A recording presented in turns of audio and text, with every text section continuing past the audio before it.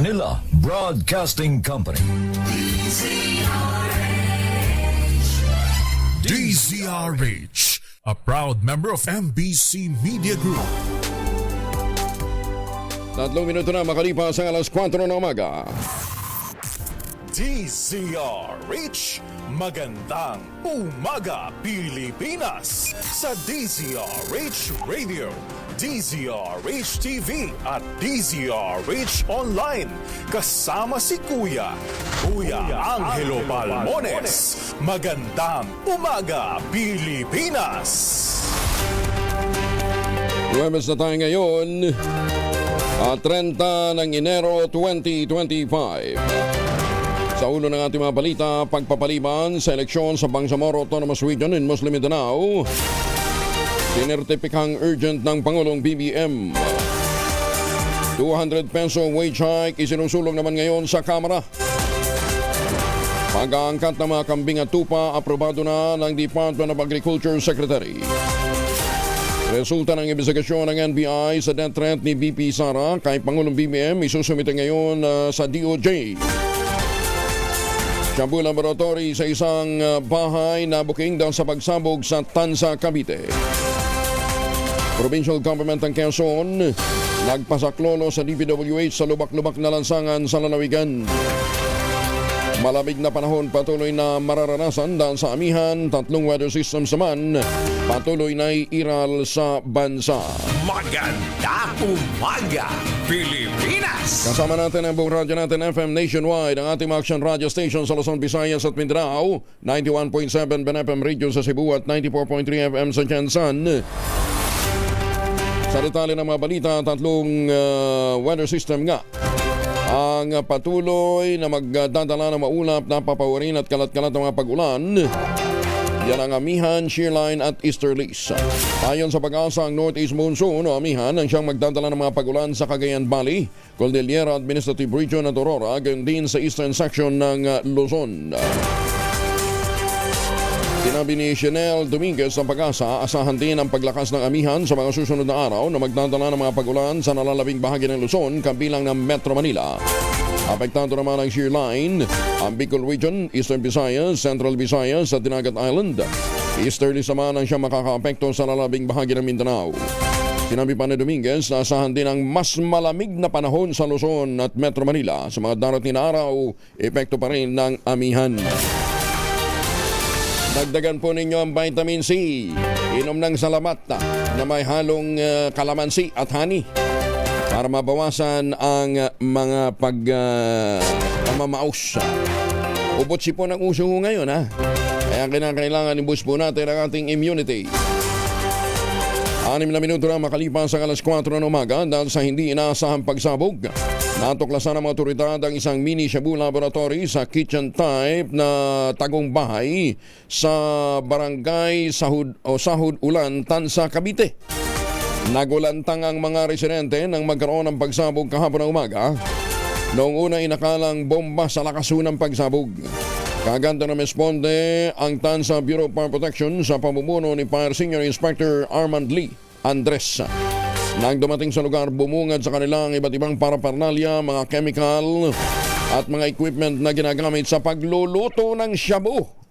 Nako, General Marbil, may mga shabu laboratory na naman.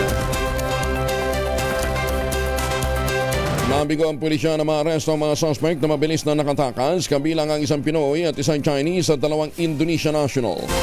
Sa CCTV footage sa barangay, nakitang tumakas ang 2 tenant kasunod ng 2 babae at 2 pang lalaki. Ayon kay Barangay Captain Recto Pohas, November ng nakarang taon nang magsimulang umupang mga suspect sa bahay habang ang may-ari nito ay nasa ibang bansa. Ginawa lang ang ginagawa ang transaksyon sa social media sa tulong ng mga kamag-anak na may-ari ng yung kanilang pag-upa ay ginawa sa pamamagitan ng social media sa tulong ng mga kamag-anak na may-ari ng bahay. Sa kwento naman ng mga kapitbahay, hindi nila napansin na may Shabu Laboratory na pala sa kanilang lugar at ang napansin lang nila ay madalas na may rider na nagpupunta para naman sa mga deliveries. Nagbabalik na naman ang mga Shabu Laboratory. Ang lalakas na naman ang loob ng mga lintik na adik. May naisawalat pa tungkol sa nag-viral na field trip ng Bestlink College sa Bataan. Napanayam ni Bal Gonzalez sa Rich 5 sa isa sa mga magulang ng mga estudyante sa Bestlink. Inilhad dito na pinagbayad pa rin ng eskwelahan ng 500 pesos ang bawat estudyante na tatangging sumama sa field trip. Aba, ayos na. Bukod pa dito, pinahihirapan din ang mga estudyante sa paggawa ng mga project kapag hindi sumusunod sa alituntunin ng paaralan. Dahil dito sinabi ng ni Nanay Rio na wala silang magawa kundi payagan na lamang ang kanilang mga anak na sumama sa field trip na nagkakahalaga ng libo-libong piso, yun naman pala ay pababayaan lang din sa bundok. Matatandaang nalagay sa alanganin ang mga estudyante ng Bestlink nang magtungo ito sa Hermosa, Bataan para sa isang field trip matapos silang ma-stranded doon. Pinaglakad ng ilang oras para lamang makauwi. Sobrang hirap po dinanas ang anak ko. Hinatapos po siya ng halos 3 oras mahigit siyang naglalakad. 6 p.m. pinaalis na po sila ng resort. Nakasakay po siya ng bus 9:30 p.m. na po. Sobrang pagod at gutom po dinanas ng anak ko. Tinatakas po siya ng hika. Hirap na hirap po siya pag huminga, hirap na hirap po siya paghingi sa paghinga. Nako, hindi ito unang pagkakataon nagkaroon ng ganitong problema sa mga field trip yung Bestlink na yan, ha? Ched, ano na? Secretary Popoy de Vera.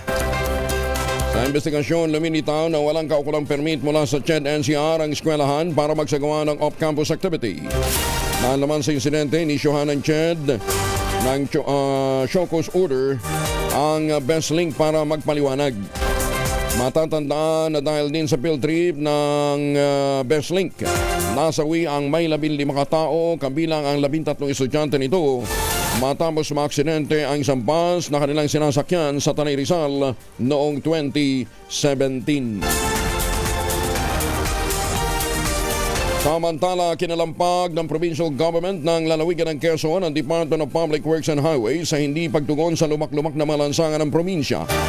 Kapanayam ng DCRH at ng radyo natin, sinabi ni Quezon Governor Helen Tan, lumak capital of the Philippines na ang tawag ngayon sa lalawigan ng Quezon.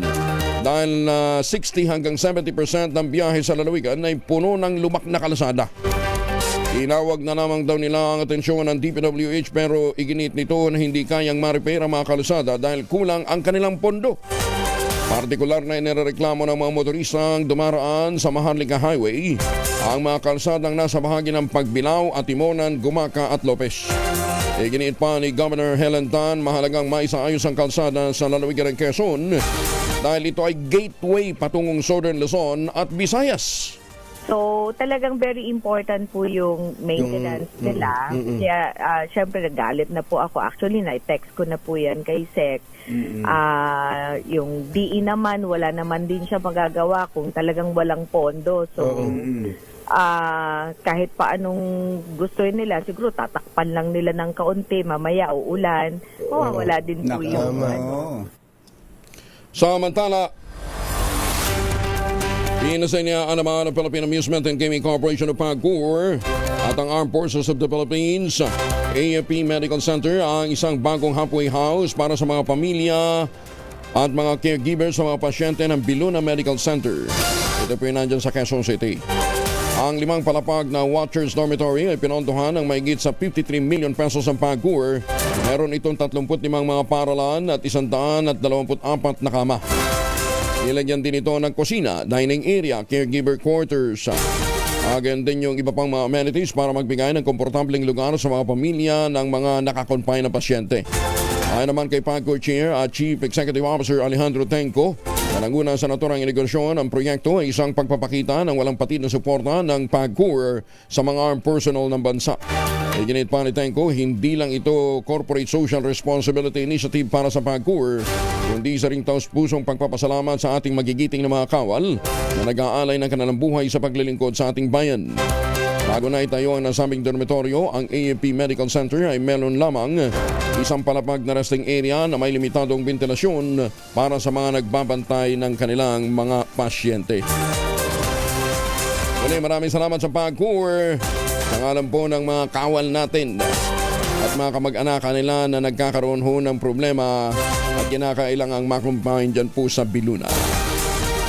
Oy mga misi, sa may araw ba si Mr. Pag-uwi galing ng trabaho, abed yan sa germs sa katawan nila para labanan ang muy araw at may pawis, gumamit ang Shield Bath Soap regularly. Unbeatable ang Shield sa paglaban sa germs versus another brand by Shea Butter. Pampalambot ang kutis sa presyong abot kaya 12.50 SRP. Kaya naman, recommended ito ng Philippine Nurses Association. Kaya mga misi, sa challenge yung subukan ng Shield Bath Soap. Galit sa sakit, may malasakit, sulit na sulit. At habang kayo po ay nagsashower, gamit ang Shield Bath Soap, may nanalo na. May nakadali na sa mahiwagang tunog natin. Nakapag-uwi ho ng 10,000 piso.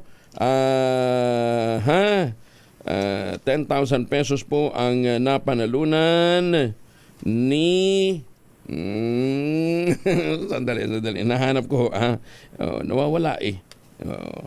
Napanalunan ni Clint Jetro Fernandez ng Dagupan City. Masantos siya kabasan ni Chikamin sa ating mga kababayan dyan ho sa Pangasinan. Congratulations kay Clint Jetro Fernandez. Sabi ni Tunog Master Babel Aribe, siya ang nakapagbigay ng tamang sagot. Maganda umaga, Pilipinas! Alas 4:14, tiniyak naman ni Speaker Ferdinand Martin Romualdez na mamadaliin ng Kamara de Representantes ang pagpasa ng panukalang magtataas ng minimum wage. Gagawin ito ng binabalanse ang pangangailangan ng mga manggagawa at kalagayan ng mga micro, small and medium enterprises o mga MSMEs. Noong Martes ng gabi nakapagpulong si Speaker Romualdez sa mga labor leader at mga kinatawan ng pangunahing labor group sa bansa sa Social Hall ng Speaker's Office sa Batasan Complex, Quezon City para pakinggan ang kanilang mga hinaing at mga mungkahi kaugnay ng hinihinging aumento sa sahod. Nasa pagpupulong din sina Deputy Speaker at TUCP Party List Representative Democrito Raymond Mendoza at Tingog Party List Representative Juna Sidre. Naniniwala si Speaker Romualdez na napapanahon ang pagtalakay sa makatarungang pagtaas ng sahod ng mga ordinaryong manggagawa, bunsod ng patuloy na pagtaas ng presyo ng mga pangunahing bilihin at serbisyo. Binanggit pa ng pinuno ng Kamara na ang huling batas na nagtakda ng pagtataas ng sahod o yung Wage Rationalization Act of 1989 ay naisa batas mahigit 3 dekada na ang nakalilipas kung saan nakapagbigay umano ng angkop na aumento sa sahod nang hindi nagdudulot ng lubhang pagtaas sa presyo ng bilihin at pagsasara ng mga negosyo. Binigyan din pa ni Speaker Romualdez na ang mas malawak na benepisyong pang-ekonomiya ng pagtaas ng sahod ang kanilang pagtutuunan dahil lalaki din umano ang kakayahan ng maraming pamilya na gumastos at bilhin ang kanilang mga pangangailangan na magpapasigla sa lokal na ekonomiya at magdudulot ng pangmatagalang pag-unlad sa bansa. Sinertipikahan bilang urgent ang Pangulong Bongbong Marcos ang panukalang magpapaliban sa Bangsamoro Autonomous Region in Muslim Mindanao o BARM elections. Kinumpirma ito ni Presidential Communications Office Acting Secretary Cesar Chavez matapos ang naging pahayag ni Senate President Francis G. Escudero. Nabatid naman kay Executive Secretary Lucas Bersamin na ang bersyon ng Senado ang sinertipikang urgent ng Pangulo. Sa naturang bersyon na kasalukuyang nasa ikalawang pagbasa, iminumungkahi ang pagpapaliban sa halalan sa BARM mula May 11, 2025 hanggang August 11, 2025. Inaasahang maipapasa ito ng Senado sa ikatlot huling pagbasa sa susunod na linggo.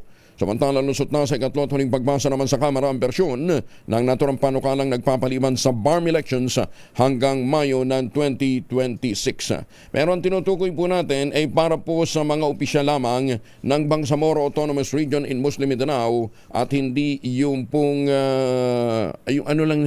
yung konseho nila. Hindi po kasama dito ang gaganaping national at local elections. Maganda umaga, Pilipinas!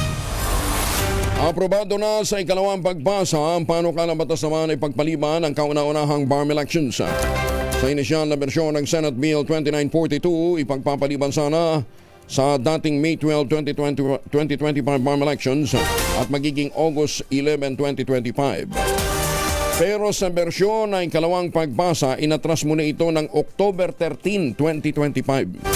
Matapos ito, ang susunod na eleksyon ay isasabay sa 2028 national elections at mangyayari muli bawat 3 taon sa mga susunod na taon. The first regular election for the Bangsamoro government under this organic law shall be held on 13 October 2025. The next election shall be held on the second Monday of October 2028 and every 3 years thereafter. Samantala, naiiba pa rin ang panukalang ito sa bersyon naman ng Kamara na iaatras ang BARM election sa May 2026. Dahil dito maaaring magkaroon ng bicameral conference committee para mapag-usapan kung aling bersyon ang kanilang ipapadalang tuluyan sa Malacanang. Kaya lang, ang certified urgent nga ay yung bersyon ho ng Senado. Isusumite na ngayong araw ng National Bureau of Investigation sa Department of Justice ang kanilang rekomendasyon kaugnay ng resulta ng investigasyon sa sinasabing death threats ni Vice President Sara Duterte kay Pangulong BBM at iba pa. Panayam ng programang Damdamin Bayan, sinabi ni NBA Director Jaime Santiago, natapos na nilang investigasyon kahapon. Ngayon pa man, tumanggi muna siyang sabihin kung pakakasuhan ba nila o hindi ang Vice Presidente. Magdedepende pa rin daw sa DOJ Prosecutor's Office kung ano magiging hatol nito kay BP Inday. Samantala, hindi naman diretsang sinagot ng direktor nang tanungin kung mabibigat bang ebidensya laban kay BP Sara at sinabi lamang nito na nasa 18 pahina ang isusumite nilang rekomendasyon. First hour in the morning bukas ay isasabit na po namin sa DOJ. Bahala ang DOJ mag-wait ng aming mga sinasabi doon kung magpapile ba ng kaso o hindi. Basta't kami yung recommendation po namin ay isasubmit namin sa kanila. Magandang umaga, Pilipinas! 19 na minuto na makalipas ang alas 4 ng umaga. Hoy mga mamis, pwede ho tayong mag-laundry day today, ha? Kunot no ka ba kapag makapit, balikit at malupit ng bansya? All you need is Pride. At mapahirapan ang circle sa Pride, easy at worry-free naman ang laundry. Sa triple Stay-Away formula, tanggal ang matitinding bansya based on test sa chocolate, mud, and sabon and cotton. Gawa po ito ng ACS. Patuloy naman sa paglilibot si Senator Amy Marcos hanggang sa kasuluk-sulukang panig ng bansa upang magbigay ng bagong pag-asa at oportunidad sa iba't ibang sektor. Ngayong araw, biyaheng Agusan del Norte ang senadora upang mamurbod ng tulong pinansyal sa mga kooperatiba. Sa ilalim ng inilunsad niyang sa kooperatiba ay may solusyon program kasama ang Cooperative Development Authority. Nagbibigay ho sila ng mga ayuda sa iba't ibang cooperatives. Matapos naman ang awarding ng mga cheque sa mga kooperatiba sa Butuan South Mill Convention Center, masinsinang kakausapin ni Senator Amy ang mga presidente ng bawat kooperatiba. Nais din ang kapatid ng Pangulo na personal na pakinggan ang hinaing at pangangailangan ng mga kooperatiba upang makapaglatag siya ng akmang solusyon kagaya na lamang ng amyenda sa Cooperative Development Act. Sinabi pa ni Senator Amy, malaking papel na ginagampanan ng mga kooperatiba upang makasulong ang mga komunidad. Lalo pat karamihan sa mga ito ay nakatuon sa sektor ng agrikultura na nakatutulong ng malaki sa ating mga magsasaka at mga mangingisda. Bukod sa pakikipagdialogo sa mga kooperatiba, kakausapin din ng mambabatas ang mga barangay kapitan at mga opisyal ng Sangguniang Kabataan, pangungunahan ng inaugurasyon ng 2-story multipurpose building sa Nasipit at sa bagong barangay health center at multipurpose building sa bayan naman ng Jambonga. May buntag sa mga tigpaminaw nato niya sa Agusan del Norte. 21 na makalipas ang alas 4 ng umaga, 4 na suspect naman na kumpiskahan ng baril at bala. May kasama pang illegal drugs sa Baguio City. Detalye ng balita mula kay Romy Gonzalez sa Rich 41 ay Magdabigat Romy. 4 na individual kasama ng isang babaeng natiklo ng mga otoridad matapos makumpiska ng ilegal na droga at baril sa Barangay Santo Tomas, Baguio City. Batay sa report, tumawag ang Tactical Operations Center ng Baguio City Police Office sa mga personnel ng Station 10 na may hinahanap silang sasakyan na may plakang NIS 4111 na minamanayaw ng isang John Michael Serrano Garcia na humaharap sa kasong murder at attempted murder. Kagad na naglatag ng police checkpoint sa kilometer 5 ang pulis para harangin ang naturang sasakyan, subalit wala silang nahintay. Kaya nagsagawa sila ng mobile at foot patrol hanggang sa nabatid nila ng target na sasakyan ay nakadaan na sa kilometer 4 Marcos Highway. At nang makita nila ang kotse, pinara ito, subalit bigo nilang arestuin si Garcia. Subalit dahil kaduda-duda ang kilos ng mga nakasakay sa kotse, sinabihan silang bumaba sa sakyan at sa paghalughog ng mga pulis, sa loob ng sakyan nakakuha sila ng 3 transparent plastic sachet na may lamang shabu at isa pang sachet na may lamang tuyong dahon na marijuana at 3 sticks na mga sigarilyo na may lamang marijuana. Nasamsam din ang ilang drug paraphernalia, isang armscore caliber 45 pistol, caliber 22 cartridge, 2 magazine ng caliber 45 at 13 bala. Sasampan sila ng kasong paglagbag sa Comprehensive Dangerous Drugs Act of 2002 at Common Act Gun Ban. Ito si Aris 41 Romy Gonzalez para sa DZRH. Una sa Pilipinas, una sa Pilipino. Maraming salamat, Romy. Jose Aguina. Magandang umaga din sa mga suki ho natin dyan po sa Tuba Benguet.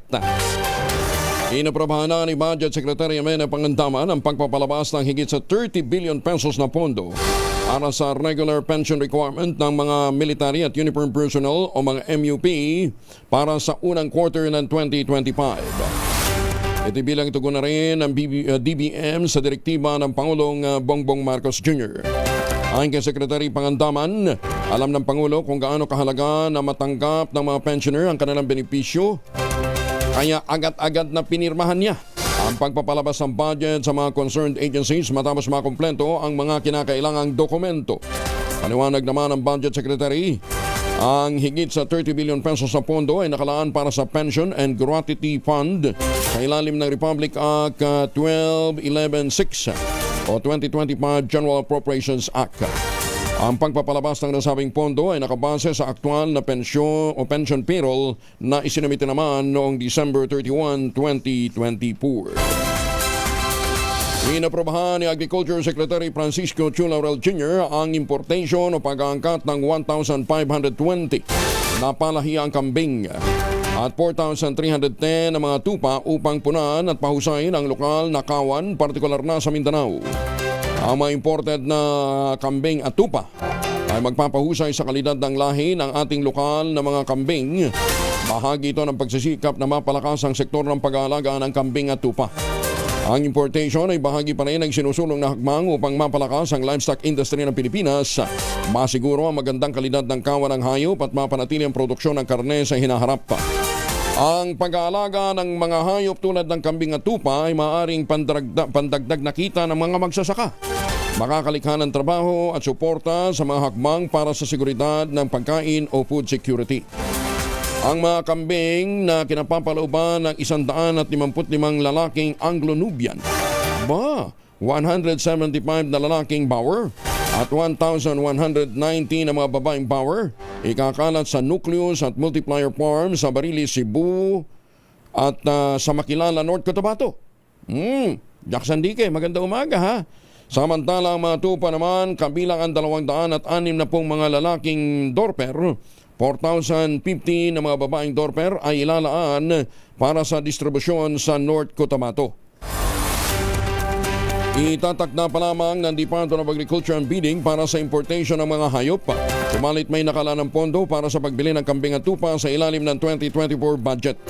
Ang mga maliliit na imported na hayop ay kailangang may deliver sa loob ng 70 araw matapos na mag-issue ng Notice of Award ang National Livestock Program ng DA. Upang maabot ang tinatak ng pamantayan, ang mga kambing at tupa ay dapat nasa pagitan ng 6 hanggang 15 buwan ang edad. Ang mga kambing ay dapat tumitimbang ng tinatayang 35 kilos sa mga lalaki, 30 kilos naman ang mga babae matapos ang quarantine. Habang ang tupa ay kailangang nasa timbang na 40 ang mga lalaki o samantalang 35 kilos naman ang mga babaeng tupa. Kabilang o kailangang puro. Magandang lahi ha. Kailangan puro ang lahi ng mga imported na tupa at kambing at dapat ay manggagaling sa mga rehistradong farm.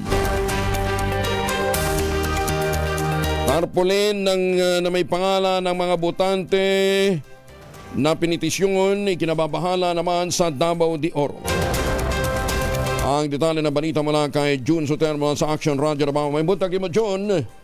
Mayong buntag usam Kuyang Angel, laking gulat na mga residente ng Barangay Salvacion, Moncayo, Davao de Oro nang makita ang nakakabit na tarpaulin bilang bahagi ng malistahan na sinasabing petisyon ng ilang botante sa naturang barangay. Sabi ni Atty. Kimberly Binazir May Codilla, sangguniang bayan member ng Moncayo, hindi yan ang paraan para magbigay ng abiso sa Municipal Trial Court at walang petisyon for exclusion na inihain sa korte. Panawagan ni Atty. Codilla sa mga nag-alala dahil nakalagay ang kanilang mga pangalan sa tarpaulin, mas mabuting i-check sa COMELEC at humingi ng voters certification. Samantala, pumalag rin si Moncayo Mayor Manuel Y. Curat Zamora dahil may pumunta sa kanyang opisina at nagreklamo sa mga nakakabit na tarpaulin. Sa pamamagitan ng Facebook page ni Mayor Zamora, sinabi niyang handa siyang tumulong sa mga gusto magsampa ng kaso laban sa mga nasa likod nito. Ito si June Suter para sa DZRH. Una sa Pilipinas, una sa Pilipino.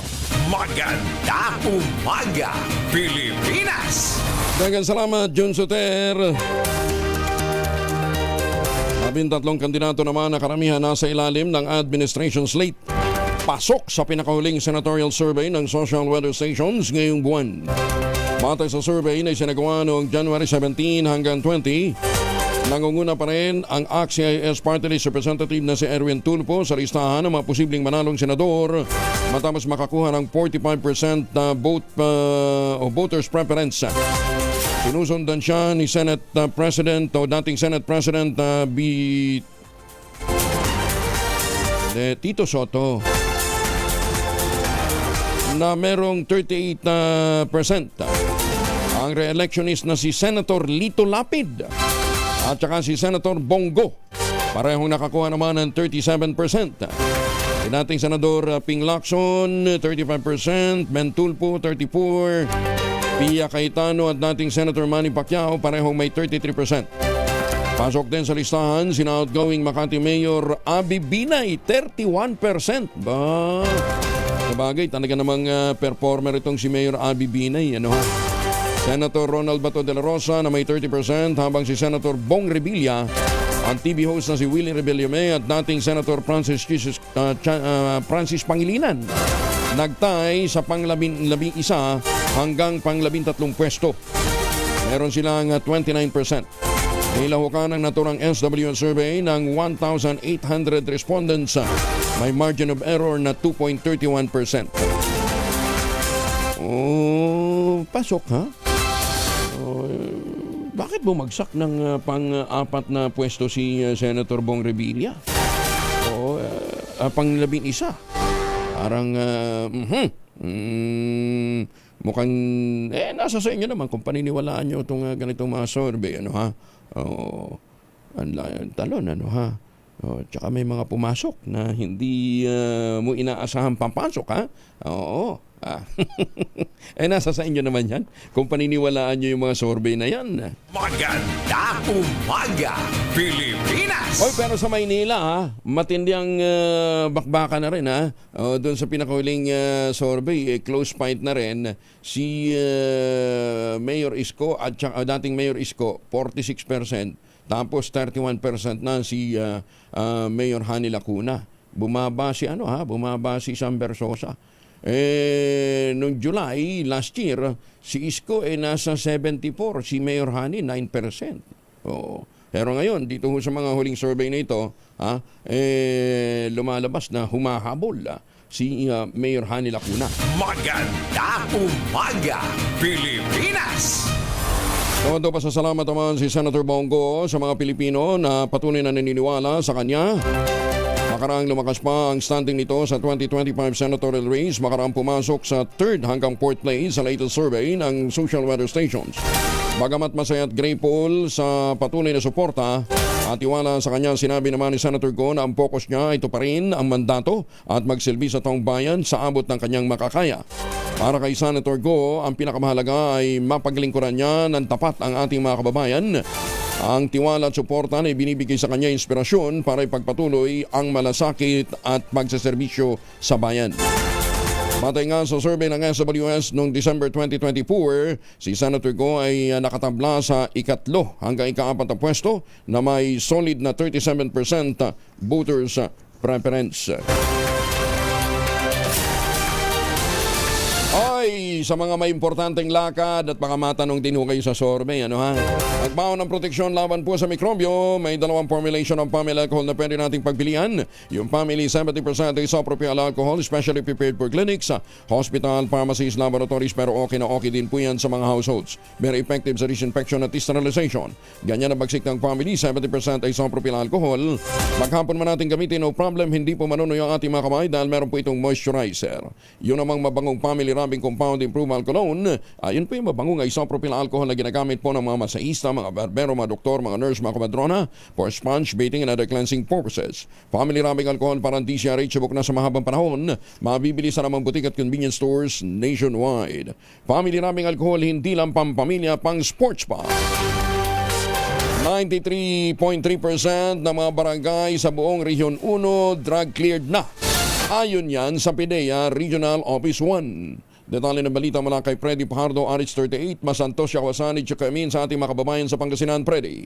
Nasa 93.30% o katumbas ng 3,048 na mga barangay ang idineklarang drug cleared na ng Philippine Drug Enforcement Agency Regional Office 1. Ayon kay Ms. Marifet de Guzman, ang Public Information Officer ng PIDEA Region 1, bahagi ito ng pagtutok ng kanilang hanay, kapulisan at iba pang law enforcement agency upang masugpo ang illegal na droga. Sa kabuang 3,267 na mga barangay sa Riyong 1, mula sa 116 na munisipalidad at 8 lungsod sa 4 na lalawigan ay nasa 6.70% o 219 na lamang ang natitirang mga barangay na hindi pa drug cleared. Anya, marami silang naging accomplishment noong nakaraang taong 2024, kabilang na rito ang supply reduction accomplishment by bust marijuana eradication operation at search warrant. Sa by bust operation, nasa 940 operation, 147 search warrant, 23 marijuana eradication at 4 na quote on the act. Dagdag pa ni Guzman na nasa 998.2 milyong pisong halaga ng pinagsamasamang marijuana, shabu at iba pang illegal na droga, kung saan ang kabuang halaga nito ay 880,946,596 pesos na may timbang 129,550.97 grams, habang sa marijuana ay may halagang 1,750,314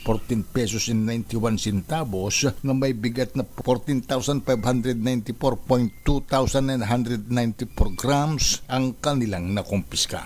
Ito si Freddy Pajardo, RH 38, nag-uulat para sa DCRH, una sa Pilipinas, una sa Pilipinas. Maraming salamat, Freddy. Ikinabahala naman ng Angko Madrona Party List ang mahigit sa 28,000 na mga Filipino graduates ng Bachelor of Science in Nursing ang kumuha ng licensure examination sa Amerika nitong 2024.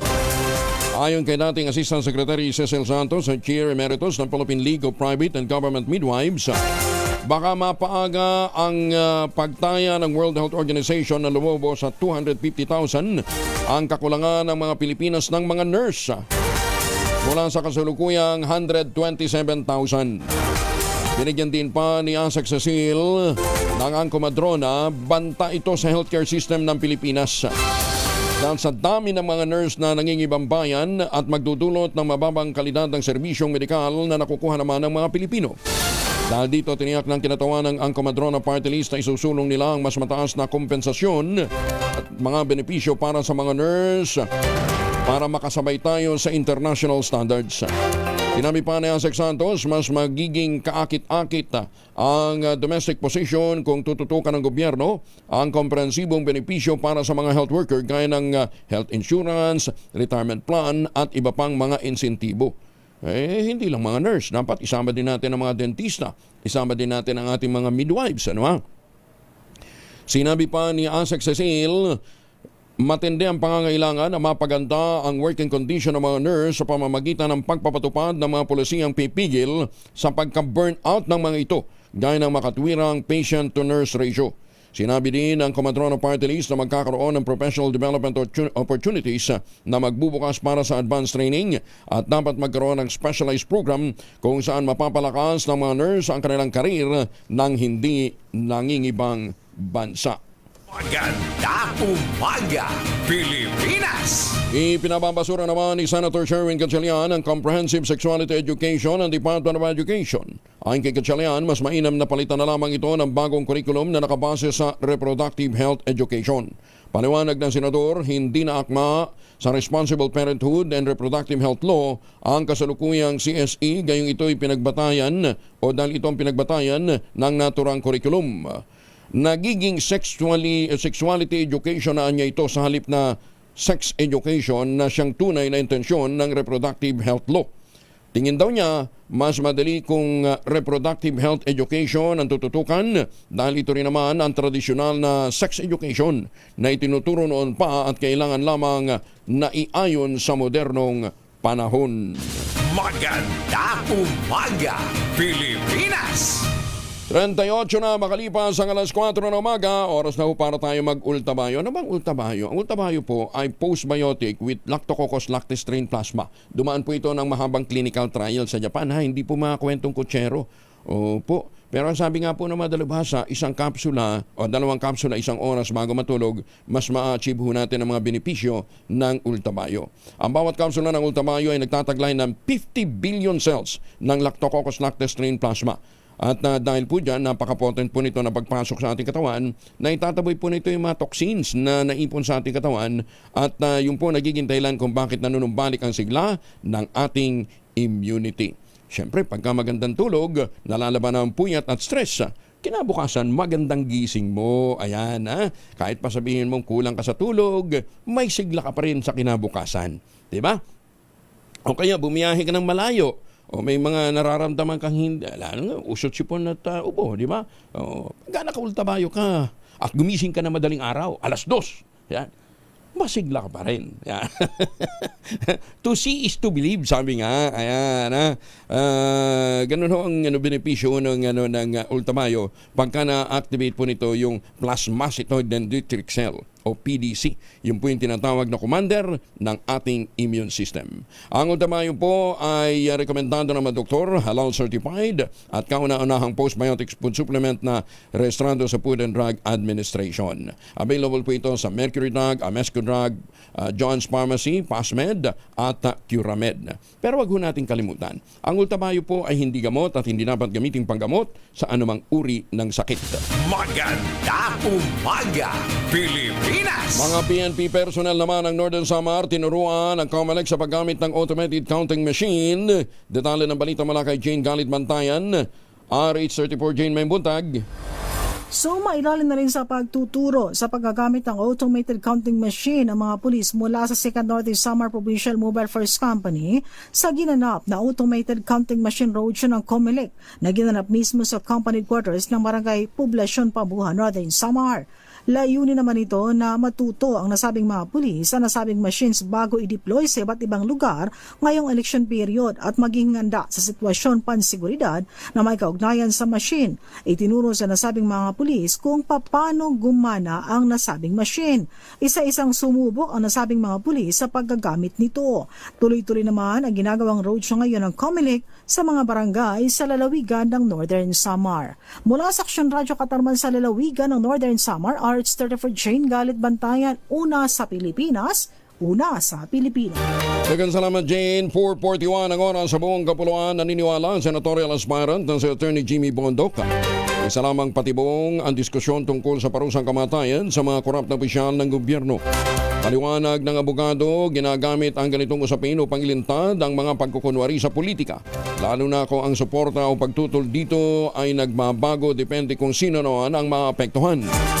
Ang ganito anyang mga talakayan ay maaaring magdulot ng impresyon ng pagkiling kung saan ang isang tao ay pabor sa parusang kamatayan, maliban na lamang kung ito ipapataw sa kanilang mga kaalyado sa politika. Kaya ang payo po ni Attorney Bondoc sa sambayan ng Pilipino, huwag kakagat sa tinatawag niyang mga walang katuturang patibong ng ilang mga mambabatas. Kasabay nito, naninindigan pa rin ito na wawakasan niya ang talamak na korupsyon sa gobyerno kapag nabigyan ng pagkakataong mahalal at magsilbi sa publiko. Ginawa ni Atty. Bondoc ang pahayag matapos na ihain naman sa Kamara ang House Bill 1211 o ang panukalang Death Penalty for Corruption Act na layong parusahan ang kamatayan sa pamamagitan ng firing squad ang mga opisyal ng pamahalaan na mahatulan ng sandigan bayan ng guilty sa kasong graft at corruption, malversation of public funds at plunder. Meron kayang congressman na sumuporta dyan, no? Kaya mga senador, ano ha? Oy, magandang umaga ho dun sa congressman. Congressman ho ito, ano ha? Na nakabili ng isang malaking restaurant. Isang kilalang restaurant dyan sa Quezon City. Di ba? Nagsara na yun. At ngayon under renovation, ginagawa.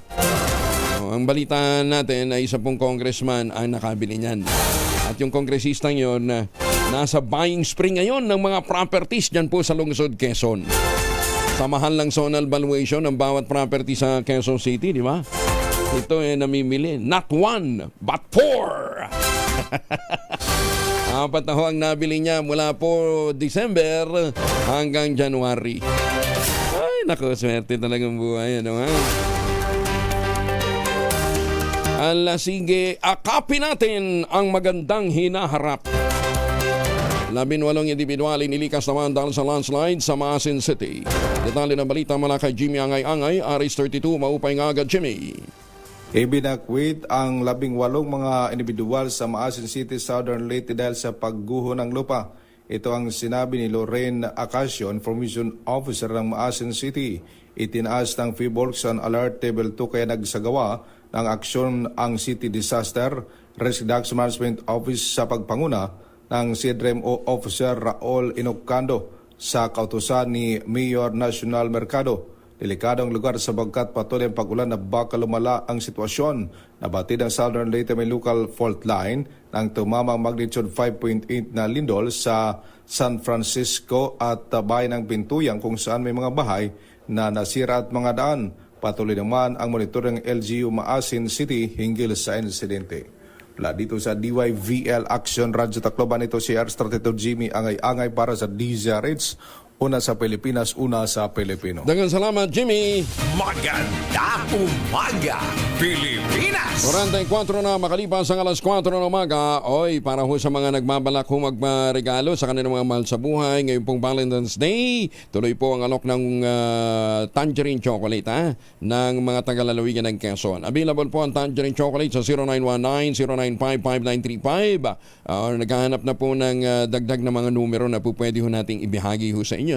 Para hindi katulad nung Chinese New Year, talagang dinagsaho yung linya at hindi na halos matawagan. 0919-095-5935 pwede na ho ngayon. Tangerine chocolate po ay produkto ng mga magnaniyog dyan po sa lalawigan ng Quezon sa tulong nga po ni Dr. Helen Tan. Yung pong mga planting material ng kakao galing Davao, hinakot po yan para maitanim sa ilalim po ng mga nyugan. Kaya ngayon nagpuproduce sila ng dekalidad na kakao beans, pinaprocess para maging tangerine chocolate. Available sa 0919-095-5935. May mahigit 10 variants din po ang tangerine chocolate na ang mga raw material ay galing din po sa ani ng ating mga magsasaka. I-check po ninyo sa tangerinechocolate.ph. Ang sabi nga po ni Dr. Helen Tan, sino bang magmamalasakit sa Pilipino kundi ang kapwa Pilipino? Kaya sa bawat tangkilik po natin ng tangerine chocolate, pinalalakas natin ang loob ng ating mga magsasaka, pinalalakas natin ang ating ekonomiya. Magandang umaga, Pilipinas! Magandang umaga kay Evan Lang dyan po sa Las Vegas, Nevada. Magandang umaga din sa mga suki natin dyan sa New Zealand. Kumusta na po kayo? Magandang umaga din po sa mga suki natin sa Los Angeles. Siyempre, San Diego, California. Laging nandyan po ang ating Midnight Singers. Ayan, Oo, nasa roadshow sila ngayon Si Boss Manny, at saka si Tita Cora, ayan si Sir June Yambao, at saka si Tita Lloyd, at saka si Art, at saka si Tita Linda. Yan po ang ating Midnight Singers. Congratulations po sa inyong matagumpay na mga roadshow. Siyempre sa mga Middle East workers, OFW natin, at sa ating mga seafarers, sa mga mandaragat na Pinoy, magandang umaga po sa inyo. Salamat sa inyong sakripisyo. Magandang umaga din po sa mga Pilipino dyan po sa Taipei, Taiwan, at sa mga taga Hong Kong, Kamusta na ho kayo? Ingat lamang po, Magandang umaga, Pilipinas! Congratulations din pala, kinakongratulate ni Governor Lala Mendoza ang mga pumasa sa PMA examination, entrance exams, Ang dami nito mula po sa lalawigan ng North Cotabato. Binabati kayo ni Governor Lala Mendoza sa inyong tagumpay at sana naman wag niyong sasayangin ang pagkakataon na ito para maging bahagi kayo hindi lamang ng hukbong sandatahang ng Pilipinas kundi ng mga idol o mga modelo ng paglilingkod. Binabati kayo ni Governor Lala Mendoza. Ayan Goblala, magandang umaga po sa inyo Dami mong ang dami mong bibigyan ng pagkilala sa mga susunod na after 4 years after their graduation. Maganda umaga, Pilipinas! Ay, teka. Isunod na daw natin. Alam niyo yung bulol? Hindi ako. Ako may isa nabubulol, pero hindi naman ako bulol. Alam mo yung bulol? Yan yung sa Ifugao. Alam ba ninyo na sa isang auction, nabenta yan ng 36 million? Kaya doon sa mga akyat sa aakyat ho kayo baka aakyat ho kayo ng Cordillera, aakyat kayo ng Ifugao, ng Benguet, di ba? Ang daming ganyan, yung ganyang, di ba? Tapos meron pa isa yung nag-iisip na gano'n, tapos, dami di ba? Ang gagaling talaga ng artwork ng ating mga kababayan dyan po sa Ifugao, Sampulan nyo na, bili na ho kayo ng Ifugao Bulol, Malay nyo, may dayuhan pumunta dyan, di ba? Bakit? Uy, is this real? Sabihin nyo, yes. It's from Ifugao. Bentahan ho ninyo. Benta ho ninyo ng 36 million. Pag naibenta nyo, tawagin nyo ako, bigyan nyo kami komisyon, Maganda umaga, Pilipinas! Grabe 36 million. Samantalang dito Mamaya bibili. Ilang gusto mo? Yung Bulol Ifugao. Makabili nga niya. Mairigalo kay Attorney Dick Consolacion. Happy birthday, Attorney Dick Consolacion. Dating BPOR legal po ng PAGCOR, Greyhound, isinagawa naman sa loob ng Bataan District Jail. Detalye na balita mula kay Danny Comilang, RH37. Danny, good morning. Nagsagawa ng joint Greyhound operation ang mga tauhan ng Bataan District Jail, Male Dormitory Katuang, ang Orani Municipal Police Station sa pangunguna ni Police Staff Master Sergeant Randy Enrile. Dakong alas 9 ng umaga nang isagawa kahapon ang operasyon upang matiyak na walang illegal na droga o kontrabando ang nakakapasok at nagagamit sa loob ng piitan. Ang Oplan Linis Piitan Greyhound Operation ay bahagi ito ng kampanya laban sa illegal na droga at iba pang ipinagbabawal na gamit upang mapanatili ang kaayusan at seguridad sa loob ng kulungan para sa kapakanan ng publiko, kawani at mga nakapiit. Kasabay nito, sumailalim din ang ilang person deprived of liberty PDL sa random drug testing upang tiyakin na ang pasilidad ay nananatiling ligtas at walang nakakapasok na ipinagbabawal na droga. Isa rin itong epektibong hakbang upang mapigilan ang sinumang PDL na tangkaing gumamit ng droga habang nakakulong. Lubos na nagpapasalamat ang officer in charge at mga tauhan ng Bataan District Jail, Male Dormitory sa lahat ng lumahok sa matagumpay na pagpapatupad ng operasyong ito. Danny Kubilang, RH37, DCRH, una sa Pilipinas, una sa Pilipino. Maraming salamat, Danny. May paabak kayungan sa ating mga kababayan dyan po sa Pampanga. Ay, magandang umaga po sa mga taga Central Luzon, Baka kayo ho'y naghahanap na magandang investment opportunity dito po sa Central Luzon. Meron pong housing project na napakalapit lamang po sa Clark International Airport at Clark Economic Zone. Yan po yung mga proyekto ng West Treasure Realty dyan po sa Central Luzon. Yung Sibera Mabalacat, Sibera Bacolor, Samira at saka Sibera Prestige. Yan ang pinakamurang ready for occupancy unit ngayon sa buong housing industry with easiest term. Pwede pang gives. 5% lamang ang down payment, pwede pang gives. With 20,000 pesos all in down payment, pwede ka na maglipat bahay agad 7 days after na take out ng Pag-ibig Housing Loan. Kaya ano pang iniintay po ninyo, ito pa rin ang pangarap na magkaroon ng sariling bahay sa presyong abot kaya. Nasa loob po ng township ang iba't ibang mga amenities katulad ng eskwelahan, simbahan, palengke, grocery stores, pati munisipyo. Nasa loob po mismo ng mga proyekto ng township ng West Treasure Realty, yung Sibera Mabalacat, Sibera Bacolor, Samira at Sibera Prestige. At kung ngayon pa ho kayo bibili, may chance pa ho kayo manalo ng hanggang 25,000 pesos sa kanilang Royal Scratch and Win promo. Kaya't ano pang iniintay po ninyo? Tawag na! Maganda umaga, Pilipinas! Magandang umaga kay Mayor Sunny Mendoza dyan po sa Talisay, Batangas, sa Justice Max De Leon ng Court of Appeals. Kumusta na po kayo? Boss Mike Lee ng Toyota Lamang. Thank you sa inyo pong pinadalang tikoy. Sarap ng tikoy. Ano ha? Oo, haluan mo lang ng itlog. Tapos balutin mo ng pambalot ng lumpia. I-deep fried mo. Panalo. Oo, kaya lang tapos na ho ang Chinese New Year. Ambassador Harry Amping, magandang umaga po sa inyo. At sa lahat ng ating mga suking nakatutok ko ngayong umaga, maraming salamat. Congador Plato, Kador, magandang umaga po sa inyo. At syempre si Congressman Biyong Garing, maagang gumising yan. Maganda umaga, Pilipinas! Pagsuspende ni US President Donald Trump sa foreign assistance, hindi dapat ikabahala ayon naman kay Senate President Jesus Escudero. Detalye ng balita mula kay Raymond at pa sa Rich 28. Raymond.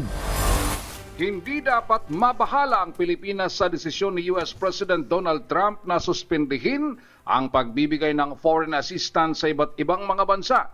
Ito ang paniniwala ni Senate President Francis G. Escudero, lalo na't hindi pa tiyak kung kasama sa listahan ng Pilipinas. Sa kanya umunong pagkaunaway, pansamantala lamang ang suspension ng foreign assistance dahil pinarerepaso lamang lahat ang mga ito. Pinanghahawakan din ni Escudero ang pahayag ni U.S. Secretary of State Marco Rubio na mahalagang ugnayan ng Pilipinas at Amerika. Tama din lang umano na pairalin ng Amerika ang patakaran nilang America First, hindi yung pinakialaman ng lahat ng problema ng buong mundo. Senate President Francis G. Escudero. Kakaunawa ko sa kanyang sinabi, pinapa-review niya lahat at pansamantala ay suspendido muna. Hindi ito pinal na desisyon. Pangalawa, ni-reiterate ng bagong Secretary of State na si Ginoong Rubio ang kanilang patuloy na pagsuporta sa Pilipinas at gayon din sa pagpapanatili ng stabilidad dito sa rehiyon na ito. At pangatlo, hindi ba ikakailangan ng mga salita na binitiwan ni Pangulong Trump noon man o ngayon na ayaw niya ng gera, nakakagulo lang ang gera, walang magbebenepisyo sa gera, maraming magdurusa sa gera. Ito si RH28 Raymond Adbaz para sa DZRH sa una sa Pilipinas, una sa Pilipino. Maraming salamat, Raymond. Speaking of America, di ba balik na uli ang operasyon ng TikTok? Taglit lang, wala pang isang araw, di ba, na nasuspende. Hindi naman pala Chinese yung nag-ooperate ng TikTok. Ang presidente ho ng TikTok, ang chairman po ng TikTok ay si Xiao Zichu. Singaporean po siya. 42 years old lang pala ito. Ay, matakin mo, magkasing edad lang kami nitong si Xiao Zichu. Pero ngayon bigatin, bossing ho ng TikTok na nag-ooperate sa iba't ibang panig ho ng mundo. Alam ho ba ninyo na ito nagtapos sa University College London. Doon siya nag-aral. Tapos, kumuha siya ng kanyang masteral program sa Harvard. At habang siya po ay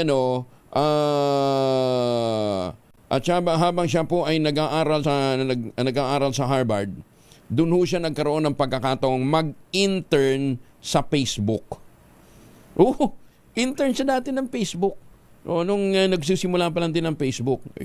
Ngayon, kakumpetensya na siya ng Facebook. Ayan na. Dapat magpasalamat ang Facebook. Kasi ang kanilang tinuruan, ang kanilang minold, ang kanilang hinon ay magaling na. At ngayon ay kakumpetensya nila. Ayan. Dapat ganun ang mindset ho ng mga nagiging leader. Pagka meron ho kayong tinitrain at mas gumaling ho sa inyo, pasalamatan nyo. Diba? Dahil mas magagaling na sila ngayon. Ibig sabihin, ikaw magaling na teacher. Ayan, magaling kang mag-hone. Ayan, kanta kayo, no? Kine-question sa kasi baka China. Hindi ipinanganak sa Singapore doon lumaki sa Singapore. Nag-aaral lang. Pagkatapos, yun nga, eventually, nagpunta nag-aaral sa Amerika, galing sa University College London. Hindi kami nag-aabot na. Joke. Harvard yan po, Davao. Yan na. Habang nasa Harvard siya, doon siya nag-intern sa sa Facebook. Galing 42 years old lang to. Matanda lang ako ng 1 year. Maganda umaga, Pilipinas! Pag sure. Bakit? Di ba? Sabi ko nga ako, tumigil na ako ng pagbibilang ng edad ko nung ako tumuntong ng kuryente. The rest is wisdom. Isinusulong naman ni Senator Amy Marcos ang pagtatatag ng Medical Reserve Corps upang masiguro ang kandaan sa posibleng pangkrisis pangkalusugan. Sa Senate Bill 5092 ni Senator Amy, idiniin niya ang pangangailangan ng grupo ng mga volunteer healthcare providers, kabilang ang mga doktor, mga nurse, mga paramedics, na laging handang tumugon sa mga health crisis tulad ng pandemya, epidemya o anumang emergency. Naku, lalong-lalo na pagka panahon na merong gera o kaya meron hong, anong tinatawag dito, yung kalamidad, di ba? Usong-uso pa naman ng bagyo't lindol dito sa atin. Sa town hall meeting ng radyo natin nationwide, sinabi ni Senator Amy na kung merong Military Reserve Corps, dapat din may Medical Reserve Corps na mabilis na makakaresponde sakaling masundan ng pandemya na katulad ng COVID-19. Sa pamamagitan nito, matitiyakan niya mabilis na deployment ng mga medical and health-related personnel sa panahon ng national o local public health emergencies kaya't mababawasan din ang posibleng casualty. Punto pa ni Senator Marcos, may iwasan na ma-overwhelm ang mga healthcare worker at magagarantihan din na hindi makokompromiso ang pag-aalaga sa mga pasyente. O nga naman, kasi kuminsan, lalong-lalo na pagka malakihan po ang trahedya sa isang lugar. Kinukulang po mga ospital, diba? Tsaka kinukulang din siyempre, kulang na nga ngayon yung mga doktor, makukulangan pa, Sa ilalim ng panukala ni Senator Amy, magkakaroon ng development, administration, organization, training, maintenance at utilization ng medical personnel na sisiguro na may sapat silang kahandaan sa mga krisis sa kalusugan. Sinabi pa ni Senator Marcos na dapat matuto ang Pilipinas sa perwisyo ng coronavirus kung saan libo-libong Pilipino ang namatay. Akong kasama dyan. Ako author niyan. Yung Medical Reserve Corps. Kung meron tayong Military Reserve Corps, dapat may reserve rin tayo sa medical. Kasi marami tayong mga caregiver, mga midwife, mga BHW na super galing na, mga nurse na hindi pa nakakahanap ng trabaho o di kaya nandyan pa sa bahay at nag-aalaga ng magulang. Lahat yan ilista natin sa barangay. Para tuwing may problema, sila magre-responde. Hindi na tayo maghahagilap. Oo nga naman, talaga napapanahon yung mga ganitong klase ho ng mga panukala. Maganda umaga, Pilipinas! Sinuspende naman ng low-cost carrier na Air Asia Philippines ang kanilang daily flight sa Manila to Davao at vice versa. Hala? Ayon kay Air Asia Philippines spokesperson Steve Dailisan, ito ay para tutukan muna ang mas in-demand na mga flight patungong Boracay at Palawan. Batay daw kasi sa datos nila, marami ngayong taon ang dumidestino sa Katiklan, Puerto Princesa, Tagbilaran at Tacloban. Para matugunan ito, napagdesisyonan nila na suspindihin muna ang Manila to Davao flights para magkaroon ng karagdagang available na aeroplano para naman sa redeployment. Pero paglilinaw po ni Steve Dailisan, malakas naman ang benta nila sa Davao flights pero hirap pa rin silang tapatan ng alok na fare ng ibang airline. Kaya tututukan na lamang nila kung saan angkop ang kanilang top performance. Kung saan sila top performance, performer para ang Air Asia. Naku, di mababawasan ang flight papuntang Davao. Si Chanel Dominguez ng Pag-asa, kasama na natin. Magandang umaga po sa inyo, Ma'am Chanel. Magandang umaga din po sa inyo at magandang umaga din po sa mga tagapakinig po natin. So weather update po muna tayo. Sa ngayon, wala pa rin naman tayo minomonitor na anumang bagyo or low pressure area sa loob at labas ng ating Philippine Area of Responsibility. Pero inaasahan po natin yung shear line, yung salubungan na mainit at malamig na hangin na nakaka-apekto dito sa Visayas at eastern section ng Southern Luzon ay magdadala ng maulap na papawirin na may mga kalat-kalat na pag-ulan dito sa Bicol Region, Eastern Visayas, Laguna, Quezon, Oriental Mindoro, Marinduque, Romblon, Aklan at Capiz. Samantala, yung easterlies naman din natin, inaasahan din natin magdadala rin ito ng mga kalat-kalat na pag-ulan dito sa Caraga, Davao de Oro at Davao Oriental. Yung northeast monsoon po natin, umiiral po sa malaking bahagi ng Luzon. Inaasahan po natin magdadala ito ng maulap na papawiri na may mga pag-ulan dito sa Cagayan Valley, Cordillera Administrative Region at Aurora. For Metro Manila and the rest of our country, naasahan naman po natin ang bahagya hanggang sa maulap na papawiri na may mga isolated light rains, isolated rain showers, or mga localized thunderstorm pagdating sa hapon at sa gabi. So ngayon po, meron po tayong nakataas na gale warning dito sa seaboards ng Northern Luzon, Eastern section ng Central Luzon, Southern Luzon, pati na rin sa may Visayas. Kaya pinapaalalahanan po natin, mga kababayan po natin na delikado pumalaot po dito sa mga nasabi po nating seaboards. Yan po Gaano kataas yung inaasahan nating alon, Ma'am Chanel? Inaasahan po natin, lalo na po dito sa eastern section po ng ating bansa, possible po umabot ng 5 meters po ang alon po natin. Taas 5 meters. Kaya hindi kakayanin talaga ng mga maliliit nating sasakyang pandagat. Oo. Ma'am Chanel, kumusta na yung mga alumni ng Project Comet dyan sa Pag-asa? Ay, di ko lang po sure. Hindi mo sure. Pero marami na tayong mga bagong meteorologist, di ba? Ay, opo. Yan, sige. Thank you, Ma'am Chanel. Magandang umaga. Si Chanel Dominguez mula po sa Pag-asa. Magandang umaga, Pilipinas! Oy, sa mga nagugluta drip makinig kayo, maya-maya may makakausap po tayo, para mabigyan kayo ng warning. Oras mo na sa buong kapuluan, 3 minuto na makalipas sa alas 5 ng umaga. This time check is brought to you by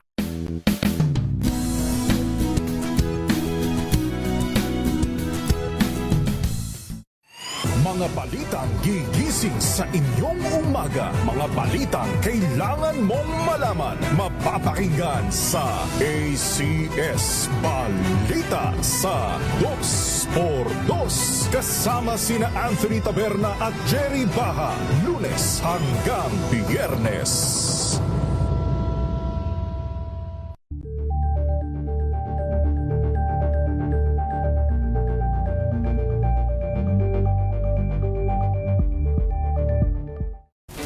The best team in the country. Magpawan ng proteksyon ng proteksyon laban po sa mikrobyo. Ayan, may dalawang formulation po ang family alcohol na pwede nating pagpilian. Proteksyon ng pamilya laban po sa mikrobyo. Yung family 70% isopropyl alcohol is specially prepared for clinics, hospital, pharmacies, laboratories, pero okay din po yan sa mga households. Very effective yan sa disinfection at sterilization. Ganyan po ang bagsik ng family 70% isopropyl alcohol. Maghapon man natin gamitin, no problem. Hindi po manuno yung ating mga kamay dahil meron po itong moisturizer.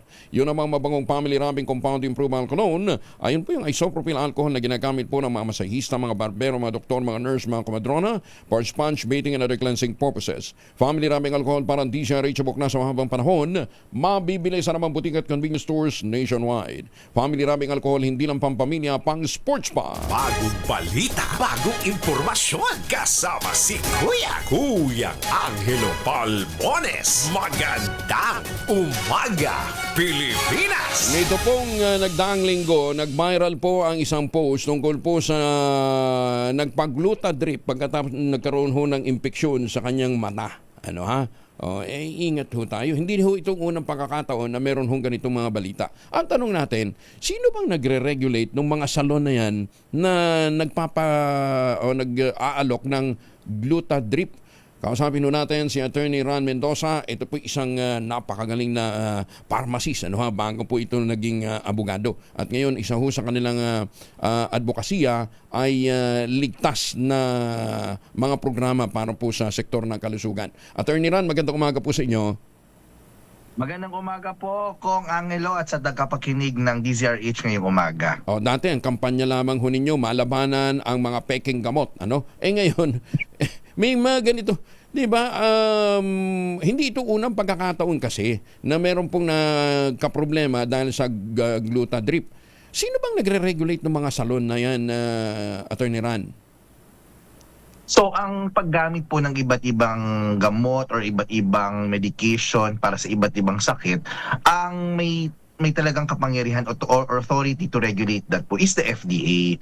Kasi po kung meron kang produkto na pinopromote mo sa Pilipinas, FDA is the one reviewing kung ano yung mechanism of action yan at paano ito ginagamit. Iyan ba ay oral, iyan ba ay topical, iyan ba ay IV infused. And so iba-iba po yung lisensya na kailangan, or at least si FDA titingnan yung mga documents proving na yung sinasuggest mong way of applying it to the body is safe before you are given license or at least the certificate of product registration. Mhm. So FDA, anong role ng Department of Health? Ang Department of Health po is nag-monitor yun, mostly public health, di ba? Ang marami pong departments ang Department of Health, like yung HFDB, which is the Hospital Facilities Development Bureau, sila naman po nag-monitor ng ating mga ospital, mga iba't ibang institution that gives health treatment, mga primary, secondary, tertiary hospital, meron po rin tayong nutrition. So overall po, sila po yung tagapangalaga ng ating kalusugan, pero in terms of giving licenses, si FDA po yung may hawak doon. Pati salon, FDA yan? Sa mga salon po, kung salon lang, kung no, I may be mistaken here, but it's not under DOH, but there is, yung mga safety concern, mga tawag dito, mga device, clearances. Oo. Pero kung kung hospital, kung institution, si DOH yan. Yung mga clinics, mga ganyan, si DOH yan. Pero kung yung product mismo, kung it is with the FDA. Hindi, pero halimbawa nga, mag-i-infuse na sa iyo, gagamit na ng IV. Sino magre-regulate nun? FDA? Actually po, kung iba-iba na po yung iba-iba na po yung question dyan, or at least mga kailangang alamin. Number one, iba-iba po yung law kung sino yung may lisensya or may professional authority to do injection depending on the produkto. So for example, kung vaccination, sa batas, meron lang specific groups of individual who can do vaccination na intravenous. Nandiyan ang mga doktor natin. Recently, nagkaroon ng batas na nagbibigay ng kapangyarihan sa mga pharmacist magkaroon ng vaccination.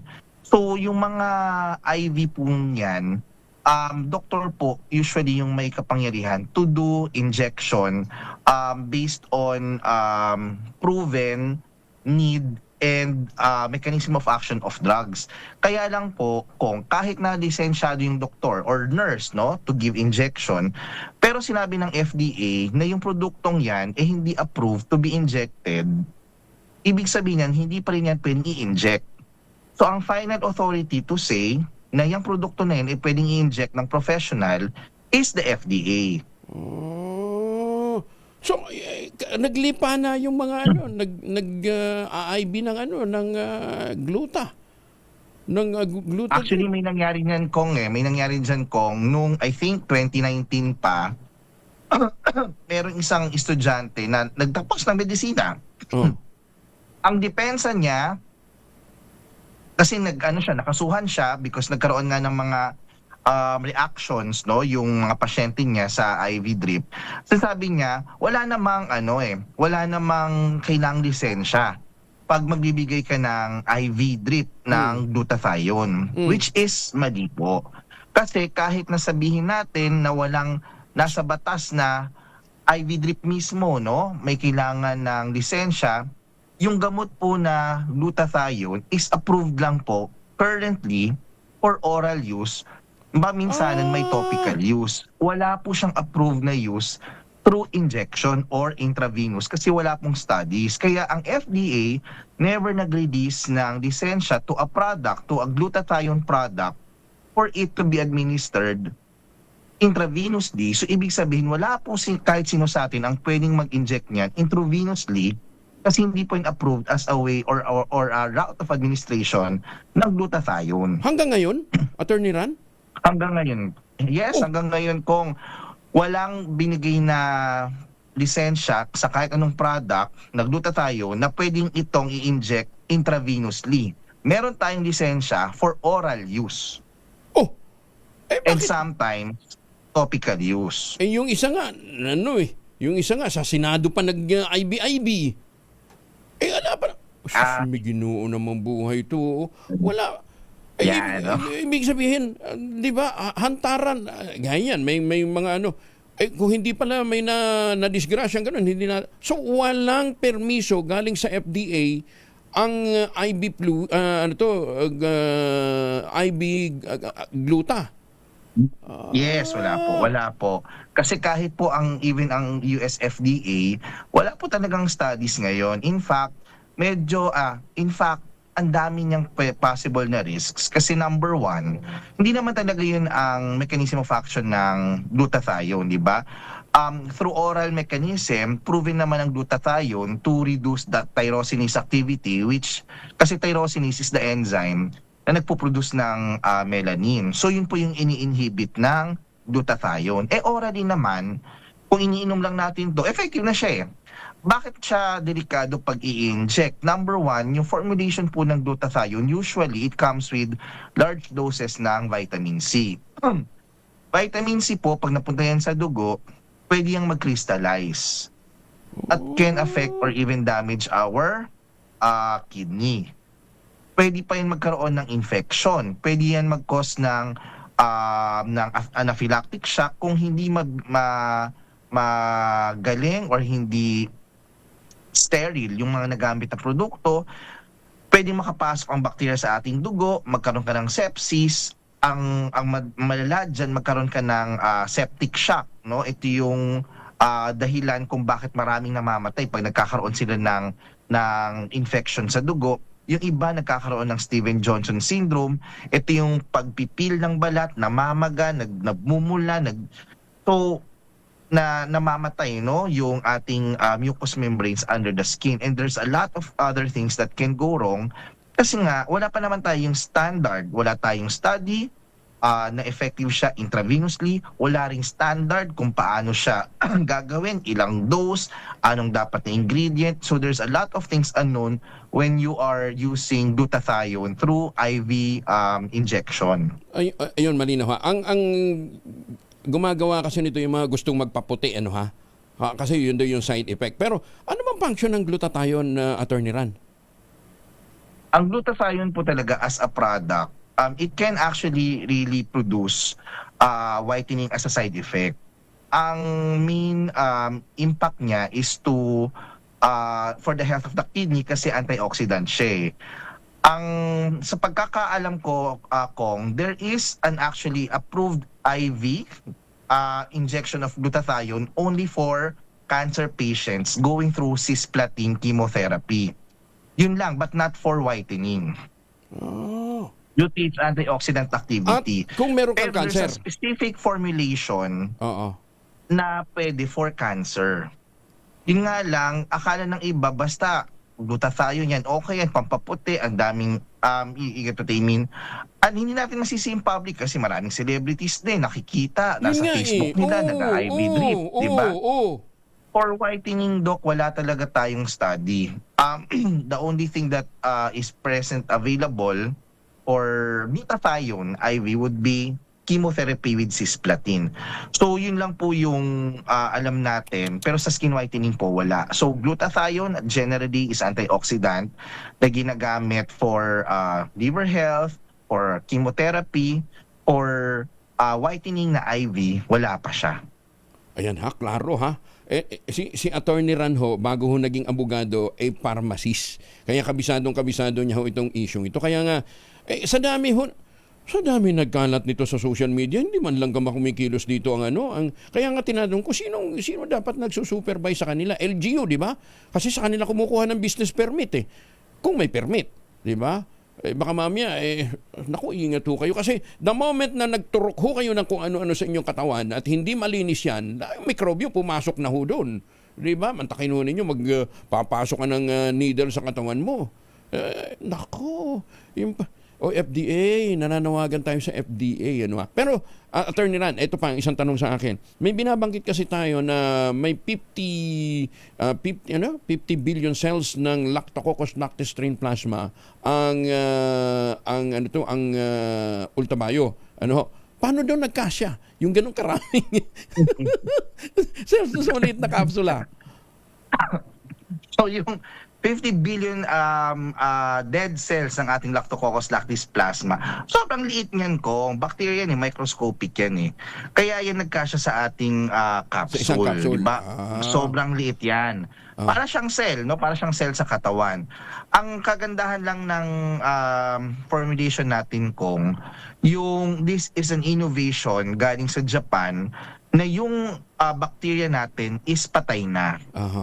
And it underwent long human clinical trial. Yan, meron po tayong 17 human clinical trials na nagpo-prove na kaya nating patibayin ng ating immune system. Meron tayong skin benefits, no? Kasi nilalabanan nito ang mga infection sa balat. At pwede rin, one of the side effects ng ating Ultabayo is malalim na tulog. So kung gusto nating pumuti, gumanda, better appearance, ambience, diba? We really need to take it holistically. Wala namang masama sa cosmetics, but we also need to take care of the basics, our rest, our nutrition, our physical activity, to really create that holistic approach to beauty. Ang maganda sa Ultabayo, clinically proven, tinataas niya ang ating immune system by activating plasma dendritic cells na nag-activate ng 4 types of immune cells. This is a very unique mechanism of action. It actually enhances performance by 5%, increases respiratory capacity, pinapagana yung paghinga natin, and yun nga, one of the good effects niya is mas malalim na tulog. So we feel more refreshed at mas mukha tayong masaya, no, the following day. Mas maganda ka, kumbaga, if that happens. Kaya sa mga teenager dyan, na namumroblema sa kanilang pimples, ito yung nire-recommenda ho sa inyo, makakatulong yan sa inyo dahil malalabanan nga yung, mga infeksyon sa inyong balat. Ayan, pero pwede na, di ba? Sabi mo, okay na sa mga teenager. Pwede na po ako. Actually, kahit na 6 years old pataas, pwede na. Okay. So, hindi na lang ito pang senior. Attorney Ran, thank you for educating us this morning. Magandang umaga po. And para ho sa mga nag-glutadrip, tandaan ho ninyo, wala hong approval ito galing po sa FDA. Ang meron, yung oral. Pero yung glutadrip na ginawa pa sa Senado pero wala man lang sumitan. Ito pala hindi naman pala ito pwede i-drip Hindi naman pwede i-inject directly sa katawan, no? Ingat ho kayo, ha? At wag ho kayong basta-basta tira ng tira dahil ho nakikita ho ninyong maganda sa social media. Magandang umaga, Pilipinas! 19 na minuto na makalipas ang alas 5 na umaga. Number 1.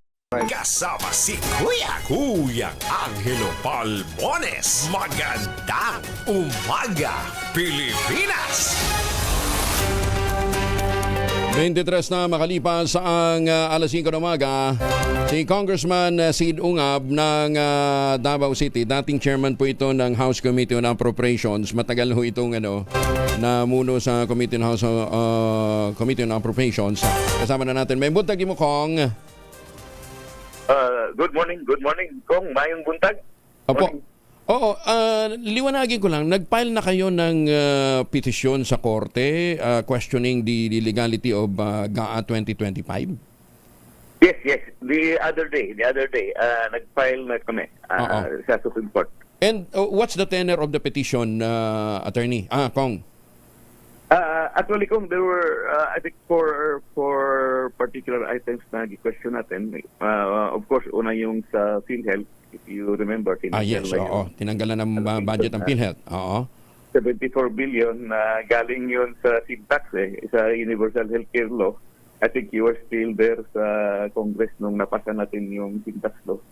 Then, next is yung allocation ng education sector which under the Constitution, mandated dapat yung Congress na magpasa ng highest allocation for education.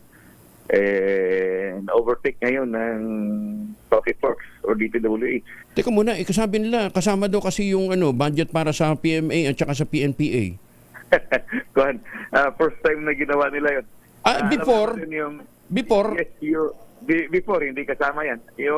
At saka, may basis tayo kasi yung isubmit yung President's message pag-submit ng budget, nakasulat doon na highest ang education at 977 billion.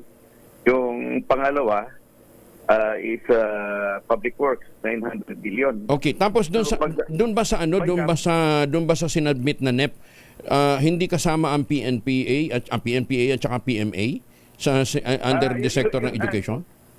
Ang ginawa nilang justification, but we all know that security sector yung PNPA at saka yung PMA, yung estudyante receives stipend from the armed forces sa PNP. Saka yung mga faculty nila doon, galing lahat sa armed forces sa PNP. So, historically, hindi talaga sila sa ilalim ng education.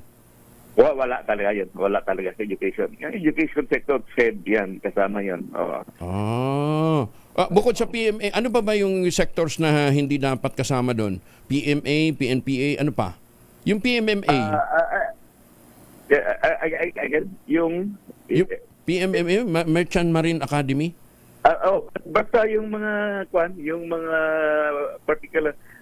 Actually, may listing tayo sa education sector na sa BESS. Nandun budget of expenditure and sources of financing. Nandun yung listing, total of 977 billion. And then quoted din siya ng President's message, exactly the same 977. Tapos yung DPWH, 900 billion. Pagdating sa BICAM, binawasan naman yung yung education ng 31 billion, yung DPWH nagdagan ng 977 billion. So, umabot ng 1.1 trillion yung DPWH. So, malayo ang agwat. Malayo ang agwat between DPWH and education. That's the second ground ng unconstitutionality dahil nga bakit mas mataas ang budget ng DPWH. Yung third? I forgot the third. Umalis kasi ako after ko napirmahan. Basta yung pinaka mahabang discussion, yung black items in that BICAM report. Okay. What makes it unconstitutional? Yung blank item sa BICAM report. Concede. Actually, we found out in the emails that was sent to us before the ratification, 28 blank items in 13 pages. So, hindi mo masabing inadvertent error yan kasi 13 pages eh. So, negligence talaga yun. Napirmahan nung BICAM members at the same time ratified by the members of Congress. Yun ang BICAM report ang basis mo paggawa ng enrollment bill or yung job para mapirmahan ng Presidente. So, napirmahan ng Presidente, ang question, with that BICAM report already ratified na may blank, paano nagkaroon ng figures? Oh yes, pagdating sa GAB. Who filled it up? Yun ang pinaka-main question. Tapos na yung legislative process pag-ratify. When it was ratified, it was blank. So dapat blank din yung lumabas doon sa GAB mo. So kung may nag-fill up, who filled it up? Kasi tapos na yung legislative process, whoever filled it up committed a grave mistake, a grave error. Teka muna, di ba, halimbawa, tapos na kayo sa BICAM, di ba? Ibabalik ba yan sa Congress at saka sa Senate for ratification? Yes, for ratification. Kung ano yung finished product kasi i-reconcile mo yung dalawang versions eh. After reconciliation, babalik yun sa Senate, sa House, i-ratify ng both houses. Ano yung ni-ratify nila? Ano yung ni-ratify nyo? Meron blanco, 28 items are ratified. Yung ni-ratify, kasi ang sinasabi ho, hindi na daw kinakailangan bumalik pa sa Congress. Kasi nga, yung mga kinatawan natin sa BICAM, sila na yung representation. So, hindi ba? Bumalik. Every year yan, babalik sa Congress. Ito, December 11, ratified. So, yung bumalik, may blanco. May blanco. Oo. Nandun sa records of bills and index na yung may blanco nandun. Yun yung pinamigay sa House of Members, saka yung 24 senators, yun ang pinamigay. Pero sabi nila, binigyan naman daw ng authority yung technical working group na mag-fill out ng blank forms. Mali yan because kung babasahin mo yung omnibus motion, the technical working group are only allowed to make clerical corrections. So when you authorized to make the following grammatical, typographical, and printing errors. Filling the blanks is not a clerical error. That changes the meaning of or the purpose of the BICAM report. So whoever filled those items, highly questionable talaga. So 28 pala, o 28 blanks sa 13 pages. 28 blanks in 13 pages. So negligence talaga yan. Tataka nga ako, bakit hindi nakita? Kasi nung tiningnan ko, page SP11 pa lang, nandun na So hindi talaga binasa yung committee report, pumirma lang sila. Sa haba naman kasi, sa kapal naman kasi nung BICAM report, nung NEP, ng GAAP, nagaan ng GAB, paano mo naman din marireview, Kong? Di ba? Yung mahaba yun, yung GAA, 4,000 pages, pero yung BICAM report, 222 pages lang. Yung 222, 222 pages, kung bubuksan mo yun, page SP11 sa annexes, so hindi masyadong malayo. Makita mo na ako, na-shock na agad. At akong pagsabi ko, bakit hindi naman binuksan dito? Hindi naman lang nakita. Hindi, teka muna. During the, paano bang butuhan during the ratification? Viva Voce? During the ratification, Viva Voce, there were, as per doon sa minutes, doon sa journal, walang objection diretso. Walang objection. So, pero yes. Pero ang sinubmit na yung pinile doon, yung nakita ho ninyo na enrolled bill, yun nga, yung may blank. Yun yung nasa record. Yung may blank. Hindi ako maaaring magkamali noon kasi ilang beses ko ni-review. Then, later on, may lumabas na rin na nagsabing may sabing blanco. So, marami na rin after a few days, marami na rin nakakuha ng kapit nung may blank. May blank talaga yung BICAM report. Okay, so yung sinasabi ni Congresswoman Kimbo na inauthorize yung technical working group, hindi po pwede. Hindi pwede yun. Hindi pwede. Technical working group, grammatical, typographical, and printing errors lang. And they can do that. And they can do that before the enrolled copy is submitted for ratification. Yes, kasi after ratification, stop na yung legislative meal doon So wala ka na dapat gagalawin doon. Any movement, dapat, kung may correction ka, bumalik ka dapat sa plenary kasi approve na ng plenary yun Wow.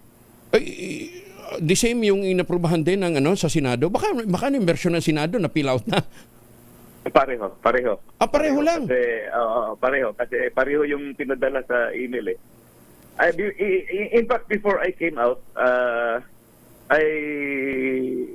friend of mine secretly asked Senator to have a copy. Hindi naman namin sinabi na gagamitin doon. I-compare ko lang exactly the same page by page. Wow. Item by item, pareho yung blanco. So yung na-receive na copies ng Senator at Senate at saka House, parehong-pareho. Okay. So pagka nagdeklara ho tayo, halimbawa, ang Supreme Court doon ho sa inyong petisyon, ano yun? They will decide on per page basis or they will decide on the entirety of the bill? I don't know how they will decide it. Basta i-present lang namin lahat ng data at saka yung figures. Hopefully ma-declare ng unconstitutional because ang daming defects talaga. Sabi ho ng ibang house leaders ginagawa nyo lang daw to para ma-retain yung inaslash na budget ni BP Inday. Unang-una, kung Angelo, let us not divert the issue because the issue here is the blank items, 28 blank items, hindi mo pwede mapagkaligtaan yan. Sasagutin nila dapat yon, especially the BICAM members. Second, magbasa-basa naman sila ng budget 2024. Yung pag mag-reenact ka 2024, wala nang confidential fund si BP doon sa OBP. So kung mag-reenact, walang yun na nga sabi ko. Medyo matagal-tagal na tayo sa budgeting. Magbasa naman tayo. Yung question nyo, medyo matanda na sa budgeting. So, yung sinasabi nilang makikinabang si BP, hindi rin totoo. Zero. Kasi tinanggal na. 2024, wala na yun eh. So 2024, 25, wala din. In fact, if you remember, yung question namin ni Kong Marcoleta doon sa budget, bakit ang tinatanong nila 2023 budget, yung pinag-usapan 2025 budget na. 2023 meron pa, 2024 wala na. I see. So yung ma-reenact, anong i-reenact? Zero naman siya doon. Lisuda yun yung shooting from the hips, no? Yung budgeting, kailangan magbasa ka talaga. Hindi pwede. Yung tama ka, shooting from the hips, hindi pwede. Gaano katagal kayo naging chairman ng Committee on Appropriations sa Kong? Twice ako naging chairman, 16 Congress, then 18 Congress, then vice chairman din ako. Yung time natin, vice chairman ako. Vice chairman ako ng appropriation. Yan. At least nagkaliwanagan. So, hindi po pwede, ano yun, nasa rules that the technical working group can put in something for typo error and whatever prior to submission ng enrolled bill. Nasa last part, nasa last part no omnibus motion ng BICAM report doon. At saka every BICAM report, nandun yan eh. So, kaya mahirap na i-justify yun. I see. Anyway, good luck. Thank you for joining us this morning and daghang salamat sa pagdawat sa tawag Kong. Thank you. May buntag. Daghang salamat. Maraming salamat. Thank you so much. Si Congressman Isidro Ungab ng Davao City, matagal din pong namuno bilang chair ng House Committee on Appropriations. Ayun, so, wala na pala sa 2024 pala, wala ng confidential fund ang OBP. Maganda umaga, Pilipinas! Ay, naku, congratulations sa ating mahiwagang tunog winner!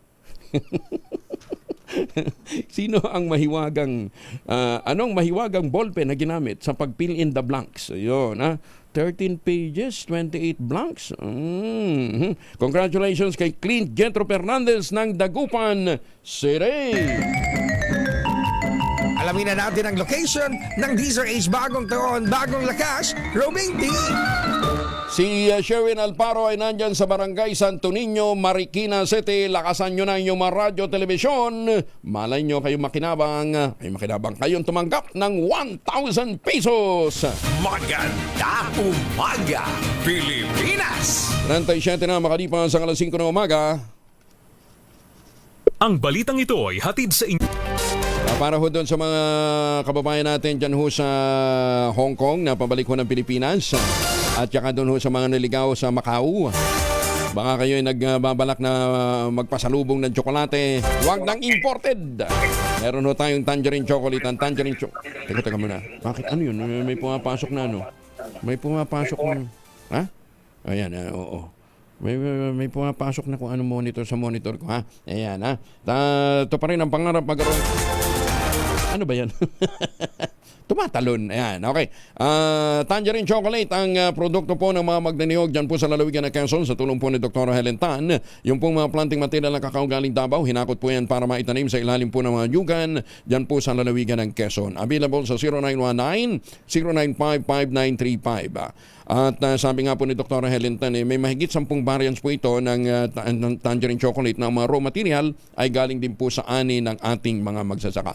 Available lahat yan sa 0919-095-5935 o sa tangerinechocolate.ph. Sabi nga po ni Dr. Helen Tan, sino bang magmamalasakit sa Pilipino kundi ang kapwa Pilipino?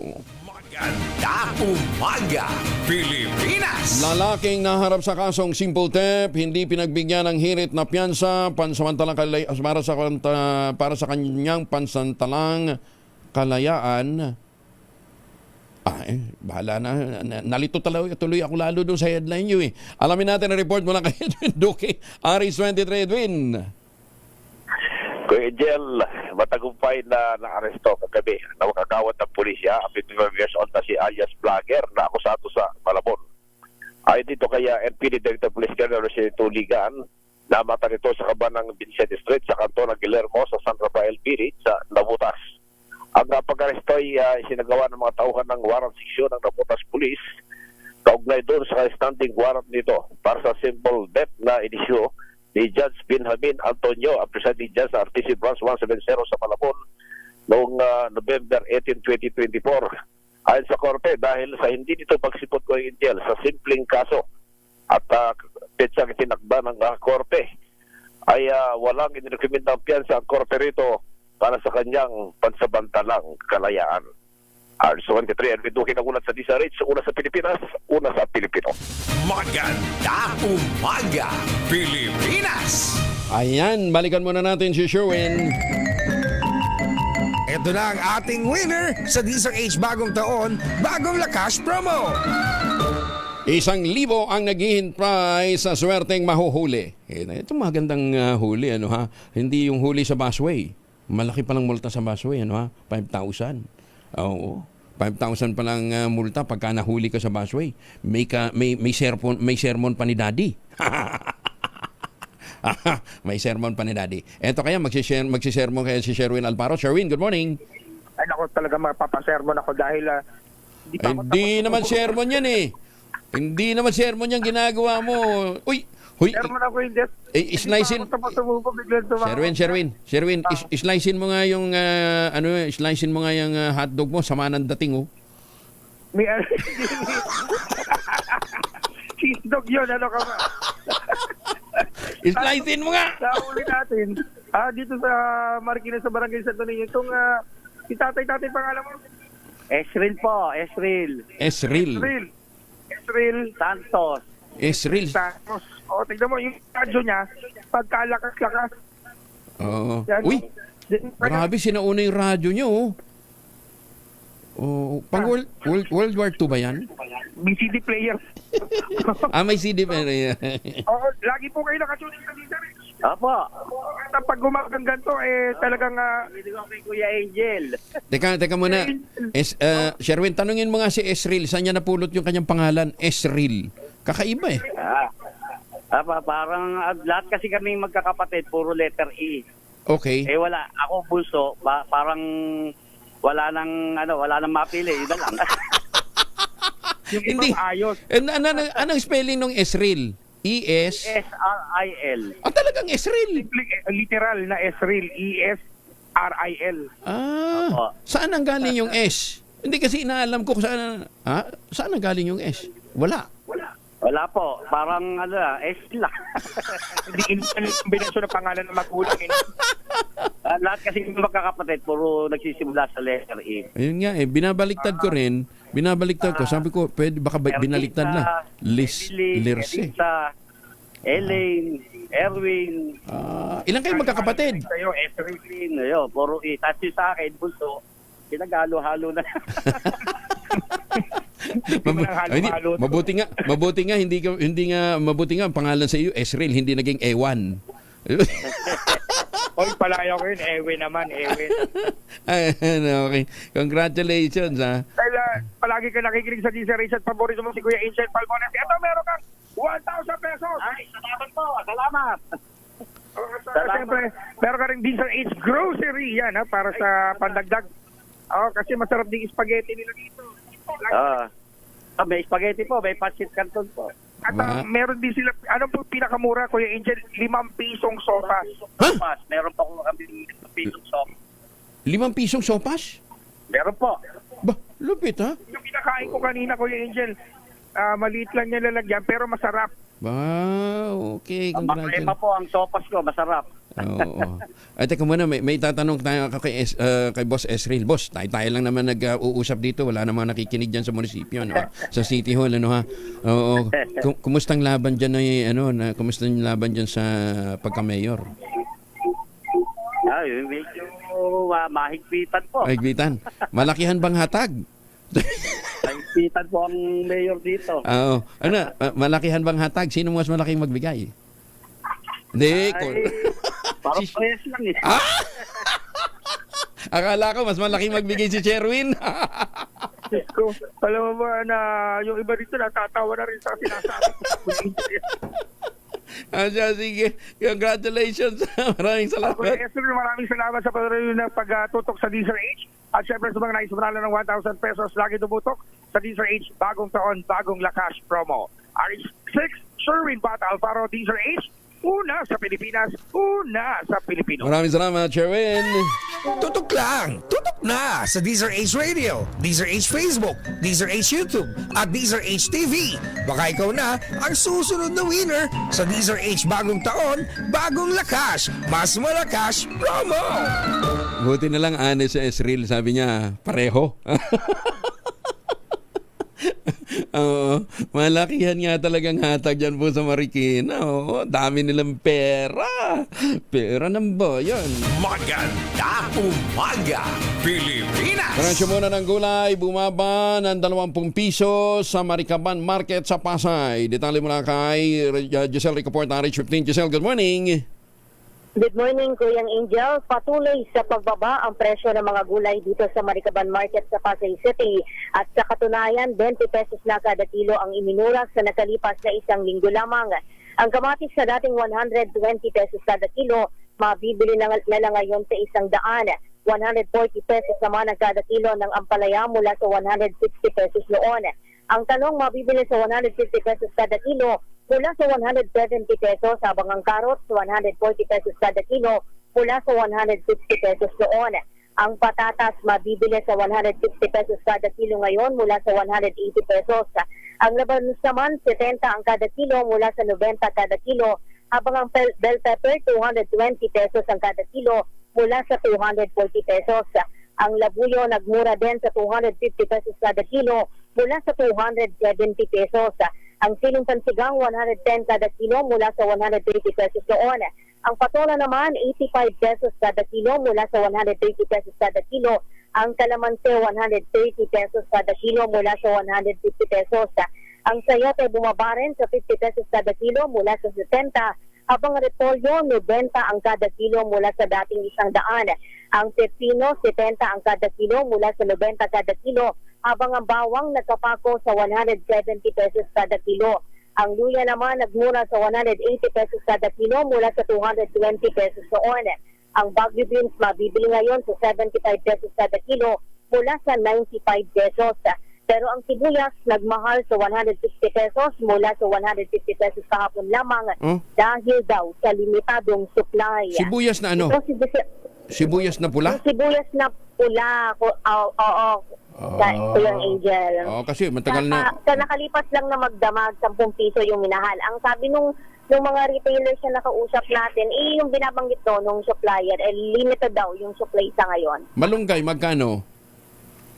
Well, tatanungin natin kung magkano ang malunggay nila. Sabagay, wala masyado yata nagbibenta ng malunggay dyan. Ang malunggay ninyo, 10 piso pa rin ang kada tali.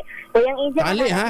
Sa 10 piso ang kada tali. Kada tali siya. 10 piso ang kada tali. 10 piso. Alam mo ba yung isang sanga?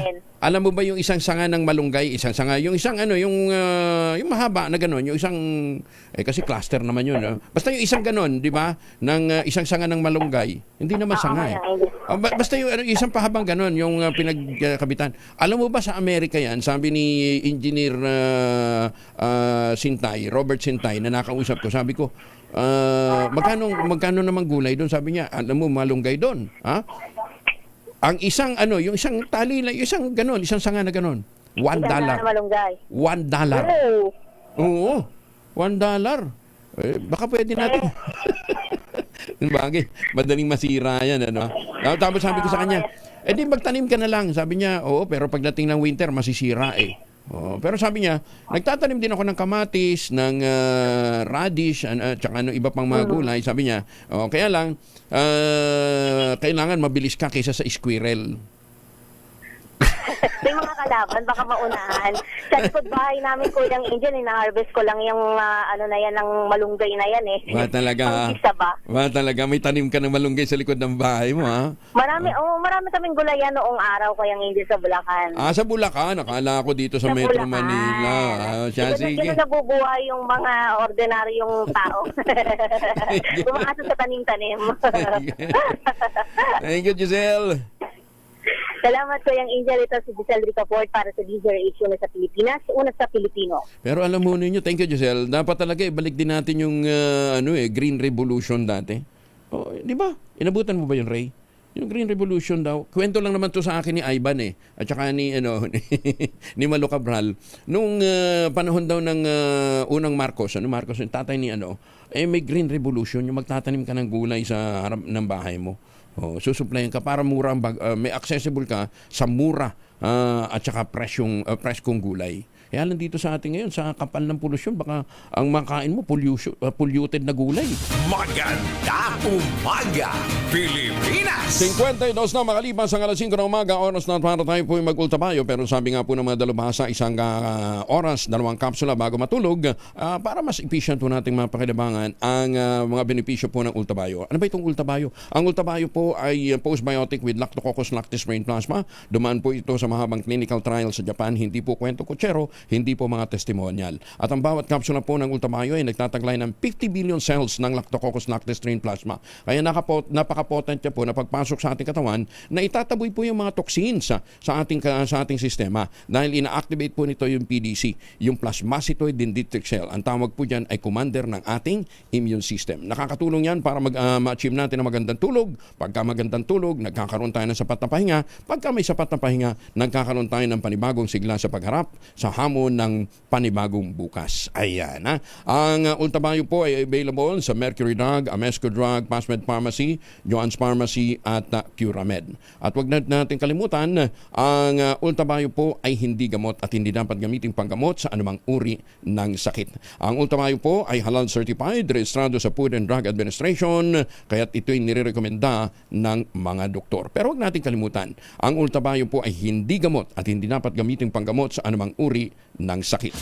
Maganda umaga, Pilipinas! 6 na minuto na lamang, 6 na umaga. Pilipinas! Hoy, sa mga taga Binangon ng Rizal at sa mga naghahanap ho ng magandang lokasyon ho ng tirahan, check ho ninyo yung St. Monique Ballet, the most prestigious project ngayon, dyan po sa Binangon ng Rizal. Meron ho silang townhouse model na 2-story townhouse ho yan with balcony na may 2 hanggang 3 bedrooms. Pwede nyo ma-avail through Pag-ibig Financing at less than 20,000 pesos monthly. 30 years to pay. Tawag na sa 0917-719-7908 para po sa karagdagang detalye. Ano yung tinatawag na luxurious living lifestyle with affordable housing. Pag gising mo ninyo, punta ka ng balcony, makikita mo doon ng magandang tanawin, malamig na simoy ng hangin ang sasalubong sa iyo para mas maganda ang iyong morning. St. Monique Ballet, the most prestigious project sa Binangonan, Rizal. 3 minuto na lamang bago mag-8 na umaga, si General Marbil target baguhin ang military structure ng PNP. Detalye mula kay General Parosa, RH52. General. Kuya Angel, isinusulong ng hepe ng pambansang pulisya na maging civilian-centric o gawing mas akma sa sibilyan ng hanay kaugnay ng niluluto ng overhaul sa organisasyon. Ayon kay Police General Romel Francisco Marbil, marami sa mga problemang may kaugnayan sa burokrasya at utos sa taas sistema ay dahil sa pagiging militaristic ng PNP. Kung mas magiging pataguman ang struktura ng pulisya, iginit ni Marbil na mapabibilis ang desisyon at pananagutan sa mga parak. Para tandaan na buong PNP sa pamamagitan ng pagsasama ng Philippine Constabulary at Integrated National Police 34 na taon ng nakararaan. Bagamat may mga nauna ng reforma sa PNP gaya ng may kaugnayan sa internal cleansing, nanawagan pa rin ang top cup na maamyendahan ang DILG Act of 1990. Ito si Edniel Parrosa, nag-uulat para sa DZRH. Una sa Pilipinas, una sa Pilipino. Maraming salamat, Edniel. Samantala, may paliwanag yung Besling College doon sa kanilang palpak na field trip. Bal Gonzales sa RH5. Bal. Hindi totoo at pawang paninira lamang ang mga kumakalat na impormasyon sa social media at iba pang mga news platform tungkol sa tunay na nangyari sa sinagawang field trip ng Besling Colleges of the Philippines sa Hermosa, Bataan. Dito, Kuya Angel, ang inihayag ngayon ng pamunuan ng Besling halos sa 4 na araw matapos ang field trip na mistulang nauwi sa death marks noong nakalipas na araw ng Linggo. Sa official statement ng paaralan na ipinost sa kanilang FB page, nililinaw ng Besling na ang mga ulat na lumabas ay hindi totoo na nilikha o ginawa lamang daw upang sirain ang mabuting imahe at reputasyon ng kanilang institusyon. Ayon sa Deslink, bukas sila sa anumang independent fact-finding investigation upang malaman ang katotohanan tungkol sa kung ano talaga ang nangyari bago, habang at pagkatapos ng field trip. Ito nila'y maring gawin ng local government ng Hermosa Bataan na siyaan nilang may sapat na impormasyon tungkol sa insidente. Bagaman mayroon daw hindi inaasang pangyayari sa kinuha nilang magbigay ng serbisyo, pero tiyak na ginagawa daw ng paralan ng lahat upang malaman kung anong sanhi ng insidente. Kapansin-pansin po, Angel, sa kanilang Facebook post na tinanggal na nila ang comment box. Ibig sabihin ay wala nang sipang maring makapag-komento sa kanilang FB page, at ang pwede na lamang gawin ay ang mag-like ng mag-like at mag-share ng mag-share. Gabi noong nakalipas na araw ng linggo, nang mag-viral sa social media ang reklamo ng mga nag-aalalang mga magulang dahil 10 oras na ng gabi, pinaglakad ng 3 oras ang mga mag-aaral sa madilim na kabundukan sapagkat walang bus na masakyan ng mga ito pabalik ng Quezon City. Ako si Bal Gonzales, DZRH, una sa Pilipinas, una sa Pilipino. Maraming salamat, Bal! Magtanim ng kawayan para sa kalikasan at kabuhayan. Yung po ating paalala sa tuwi-tuwi na. Ang ating quote of the day ngayong araw nito ay hango po mula sa English philosopher na si Aldous Huxley. Ang sabi niya, the deepest sin against the human mind is to believe things without evidence. Parang survey lang, no ha? Dos por dos sa TCS Balita, susunod na. Maganda umaga, Pilipinas! Red